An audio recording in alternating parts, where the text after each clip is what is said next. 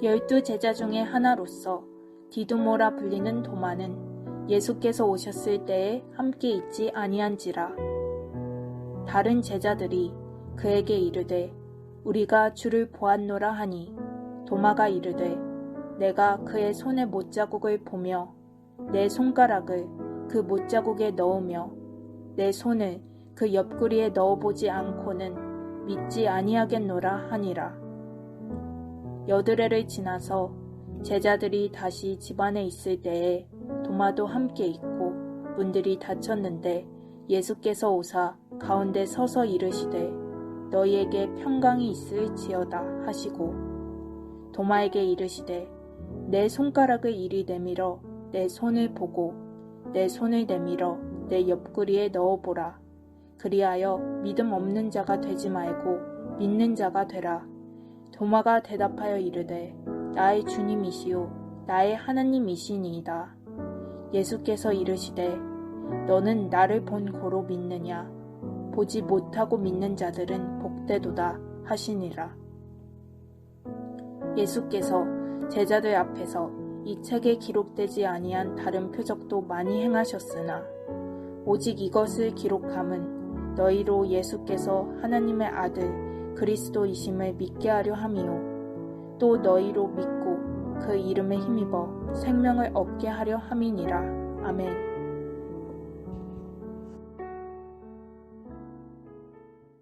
새벽에 하나님 말씀 묵상하시고 기도하면서 주님 부어주시는 하나님의 은혜가 또 여러분들의 신앙생활 가운데 풍성하게 되기를 축복합니다. 오늘은 도마가 예수 그리스도의 부활을 믿지 않다가 다시 나타나셨을 때의 옆구리와 손에 창자국과 못자국을 보고 믿음의 고백을 하는 장면을 보게 됩니다. 오늘 이 본문은 요한복음에만 나타납니다. 기록된 목적이 있겠죠. 그것은 너희로 예수 그리스도께서 하나님의 아들이심을 믿게 하는데 그 목적이 있다고 31절에 얘기하고 있습니다. 오늘 31절 같이 한번 다시 읽어볼까요? 31절 시작. 오직 이것을 기록함은 너희로 예수께서 하나님의 아들 그리스도이심을 믿게 함이요 또 너희로 믿고 그 이름을 힘입어 생명을 얻게 하려 함이니라.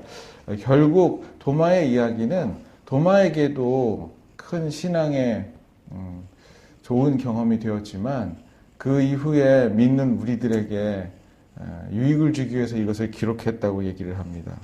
우리 주님이 도마에게 하신 말씀은 곧 그러면 우리들에게 한 말씀이기도 하죠. 27절 보니까 내 손가락을 이리 내밀어 내 손을 보고 내 손을 내밀어 내 옆구리에 넣어보라. 그리하여 믿음 없는 자가 되지 말고 믿는 자가 되라. 그렇게 얘기합니다. 예수 그리스도의 부활은 참 믿기 힘든 부분이죠. 근데 이것을 믿는 자가 되라고 도마에게 얘기한 것이 비단 도마에게 얘기한 것이 아니고 이것을 읽는 우리에게 하시는 말씀이라는 것입니다. 우리에게 참 큰 격려와 힘이 되는 것은 하나님의 약속입니다. 어떤 약속이냐면 이 도마의 스토리를 읽는 우리에게 그리고 요한복음 전체를 읽는 우리에게 약속하신 약속인데 그것은 이것을 읽는 자가 예수 그리스도이심을 믿게 하고 그 이름을 힘입어 생명을 얻게 하려고 이것을 하나님이 의도하셔서 썼다는 31절의 기록입니다.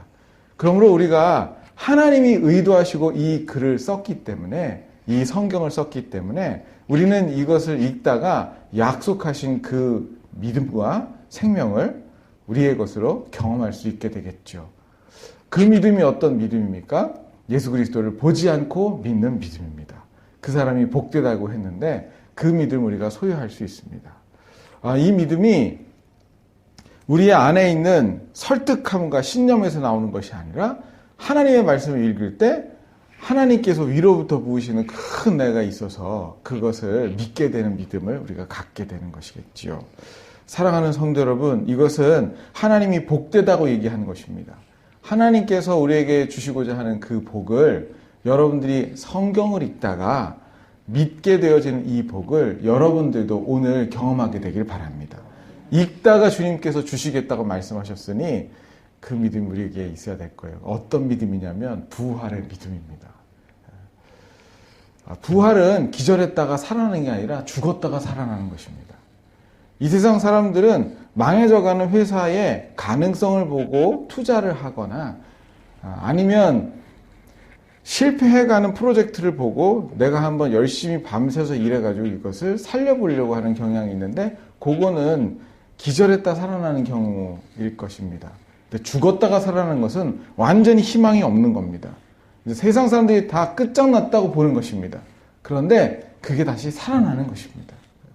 우리에게 그 부활의 믿음을 주기 위해서 그 생명을 주기 위해서 성경을 기록했다고 하는데 여러분들의 사역과 여러분들의 개인적인 삶에 이 부활의 생명이 여러분들에게 경험되어지는 큰 은혜가 있게 되기를 바랍니다.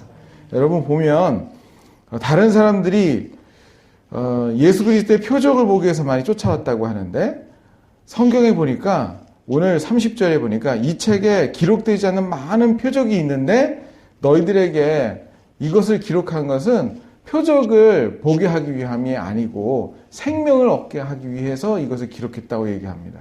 표적은 눈으로 보는 겁니다. 그러나 생명은 온 몸으로 경험하게 되는 것입니다. 우리에게 이것을 주기를 원하신대요. 제가 이렇게 보니까 예수 그리스도께서 죽었다가 살아나신 그 생명을 예수님 안에 있는 생명을 우리에게 주시겠다고 약속해 주셨어요.